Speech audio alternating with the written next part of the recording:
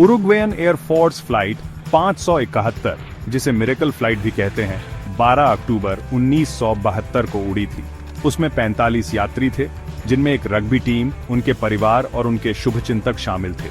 वो चिल्ली एक मैच के लिए जा रहे थे। जीत के सपने उनके दिलों में थे।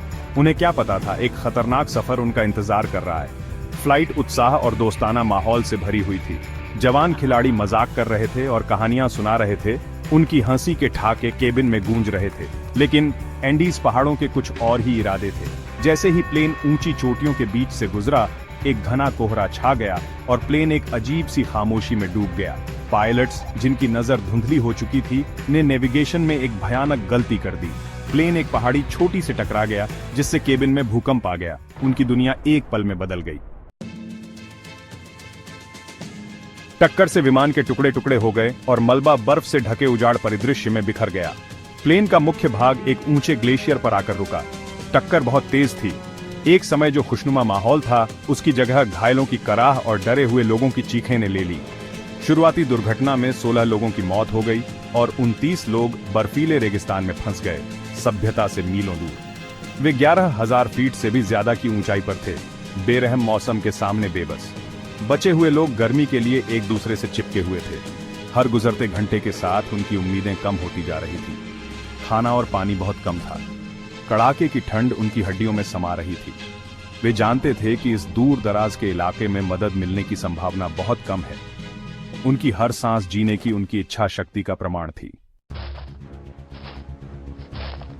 दिन हफ्तों में बदल गए। बचे हुए लोग जिंदगी से चिपके रहे। उनके शरीर धीरे धीरे भूख और मौसम की मार से टूट रहे थे। हर गुजरते दिन के साथ बचाव की उम्मीद कम होती जा रही थी। उनके सामने एक भयानक दुविधा थी, इस बेरहम बंजर भूमि में कैसे बचा जाए।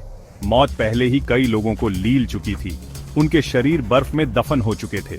विकट परिस्थितियों को समझते हुए समूह ने एक भयावह फैसला लिया। जीवित रहने के लिए उन्हें अपने मृत साथियों के शरीरों को खाना होगा। यह फैसला मजबूरी में लिया गया था, जीने की उनकी इच्छा का प्रमाण। यह कृत्य, हालांकि बहुत ही परेशान करने वाला था, उनके जीवित रहने के लिए जरूरी सहारा प्रदान करता था।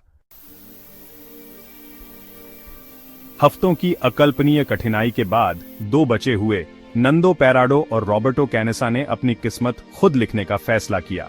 उम्मीद की एक किरण और अटूट दृढ़ संकल्प से प्रेरित होकर उन्होंने खतरनाक पहाड़ों के पार एक जोखिम भरी यात्रा शुरू की।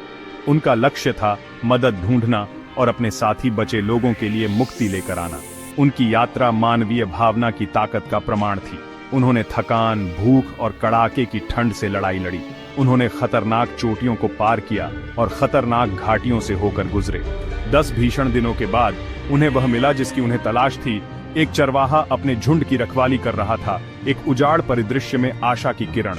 उनकी आपबीती, उनका साहस और बचे हुए लोगों का चमत्कारी बचाव मानवीय धैर्य का प्रतीक बन गया। निराशा के आगे आशा की शक्ति का प्रमाण। मेरी तरफ से ऐसी ही छोटी छोटी ही जानकारियां पाने के लिए वीडियो को लाइक, कमेंट और शेयर करें और चैनल को सब्सक्राइब करना न भूलें। धन्यवाद।